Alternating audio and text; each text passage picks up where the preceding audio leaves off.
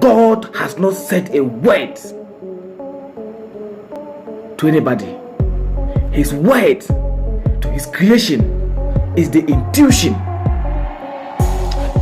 And I have not seen any man who ever lived, or who is living, or who is yet to live without intuition.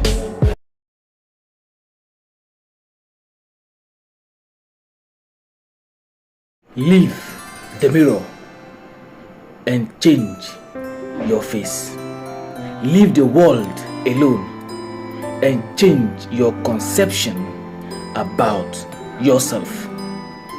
Today, I will be talking about the two kinds of God. And unfortunately, one of the gods have taken over the over 7 billion people in the entire world. Only a few are able to escape the web of the other god. I have always said that everything is energy and we are creators. If you can meditate on the statement that everything is energy and we are creators, then you will get to appreciate what I mean by saying it. But of course, this video is not meant for everyone. This video is meant for those who are seeking to know the truth about reality. This is not a conspiracy theory. This is a truth theory. This is truth. Kinds of God, like I said, are two. One God created the human species. It means one God, or one of the gods, created man. But the other God, man created it. Now, the God that created man dwells in man, because man is the manifestation of the God that created man, and that God dwells inside of his creation and not outside. It means that God is one with his creation. And of course, we see his manifestation, his benevolence. We see his virtue. We behold it each day with our lovely eyes. When it is said that God is love, God has unconditional love, then that love belongs to the God that created us. Because to love unconditionally means to overlook the actions and the inactions of your creation. It means there are principles, there are laws, and if you go according to the law becomes your friend. If you go against the law still becomes your friend. But we humans interpret the response we get from our Creator to either be good or to be bad. When we go against the law is not good to us, but we would see the reaction of the law as bad. When we go in favor of the law is not good to us.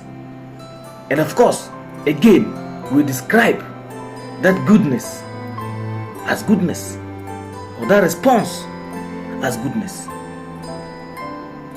The God that created myself and created you is not outside of you, and you don't need to come to him begging, kneeling. You don't have to come to him waiting to hear reply. He has already replied, and that is why in the first place, you exist. The God that created me and you dwells in us, and He is love.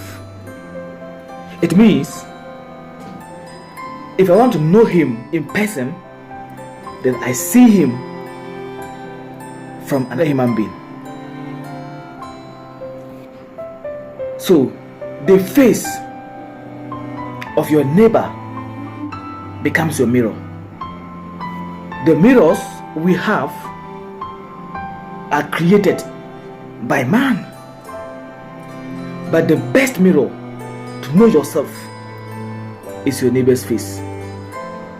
As you look in the face of your neighbor, you have seen yourself. You are a replica of your neighbor. This God teaches us to appreciate the fact that we are gods. We are gods. But the moment you forget the fact that you are a God, then it is the beginning of your failure, the beginning of your mind control, the beginning of your beggarly life. God has not said a word to anybody. His word to His creation is the intuition. And I have not seen any man who ever lived, or who is living, or who is yet to live without intuition. If you are a man without intuition, then you are not complete human. The intuition is the God in you.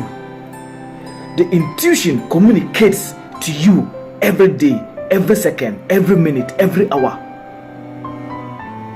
But we have sold our attention to the God we have created, and the God that man created is outside of man.